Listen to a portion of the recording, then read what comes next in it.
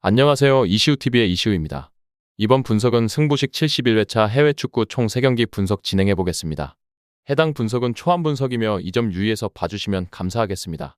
이번 경기에서 일본은 4-1-4-1 포메이션을 사용하여 경기를 진행할 것으로 보입니다. 주 공격 패턴은 쿠보, 우에다, 도안니치를 중심으로 구성되며 이들 선수를 통해 득점 기회를 창출할 것으로 예상됩니다. 이 세 선수의 조합은 일본의 공격력에 큰 힘을 실어주고 있으며 백업 자원으로는 미토마와 미나미노가 있습니다. 이 두 선수의 활약 여부 역시 이번 경기의 중요한 관건이 될 것입니다.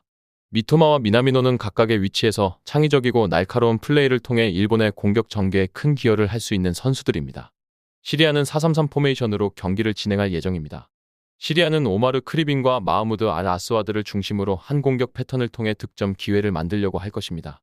이 두 선수는 시리아의 주 공격 자원으로 그들의 활약이 경기 결과에 큰 영향을 미칠 것입니다. 백업 자원으로는 엘마 아브라함이 있으며 그의 활약 여부도 시리아의 공격력 강화에 중요한 요소가 될 것입니다. 일본은 이전 경기에서 미얀마를 상대로 5득점을 기록하며 대승을 거두었기 때문에 현재 팀 분위기가 매우 좋습니다. 선수들 간의 호흡이 잘 맞고 자신감이 충만한 상태입니다. 반면 시리아는 북한에게 0-1로 패배하며 전체적인 팀 분위기가 상당히 가라앉아 있는 상황입니다. 이러한 차이는 경기의 흐름에 영향을 미칠 가능성이 큽니다. 양 팀의 실제 전후반 90분 경기력을 다각도로 분석해보면 일본은 볼이 위치해 있는 주변 지역에 최대한 많은 선수들을 배치하여 수적인 우위를 점하고 자연스럽게 전체적인 볼 점유율을 차지하는 전략을 통해 최근 전술적으로 큰 성과를 보고 있습니다. 이번 경기에서도 일본은 볼이 위치한 지역에서 수적인 우위를 점하며 자신들이 더 유리한 방향으로 경기 양상을 만들어 나갈 것으로 예상됩니다. 일본이 볼 점유율을 높게 유지하면 슈팅 찬스도 더 많이 창출할 수 있을 것이며 시리아는 이를 막기 위해 많은 움직임과 체력을 소모해야 할 것입니다. 이는 시리아 선수들이 경기 후반부로 갈수록 체력적으로 지치는 결과를 초래할 수 있습니다. 시리아가 이번 경기에서 일본을 상대로 할 수 있는 최선의 전략은 그들의 특기인 침대 축구일 것입니다.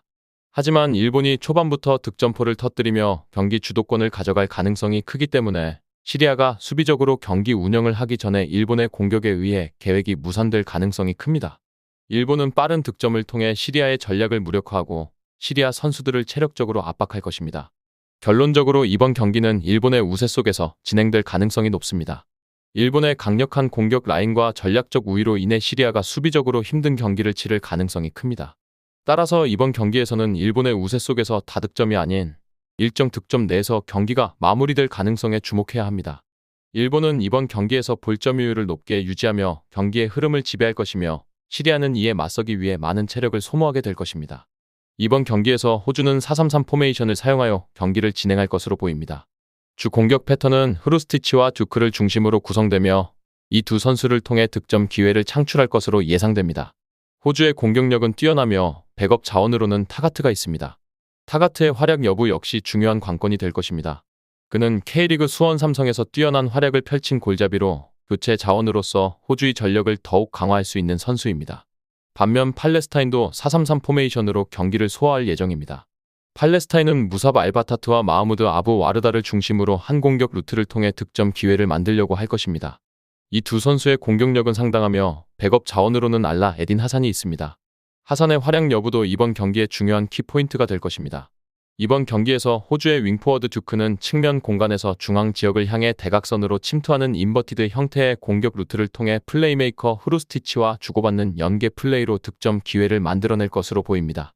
이러한 호주의 공격 루트를 팔레스타인의 포백 수비진이 최종 파이널 서드에서 제대로 통제하지 못할 가능성이 큽니다. 또한 호주는 아담 타가트라는 훌륭한 교체 자원을 보유하고 있습니다. 그는 K리그 수원 삼성에서 활약한 경험이 있으며 경기 후반에 투입되어 호주의 공격력을 더욱 강화할 수 있는 능력을 갖추고 있습니다. 반면 팔레스타인은 역대급 이변이나 변수를 연출하기 어려울 것으로 보입니다. 결론적으로 이번 경기는 호주의 우세 속에서 진행될 가능성이 높습니다. 호주의 강력한 공격 라인과 교체 자원의 우위로 인해 팔레스타인의 수비가 어려움을 겪을 가능성이 크기 때문에 이번 경기에서는 호주의 우세 속에서 다득점 경기가 될 가능성에 주목할 필요가 있습니다. 호주는 이번 경기에서 많은 득점을 기록할 가능성이 높으며 경기는 호주의 승리로 끝날 가능성이 큽니다. 이번 경기에서 태국은 4-1-3-2 포메이션을 사용하여 경기를 진행할 예정입니다.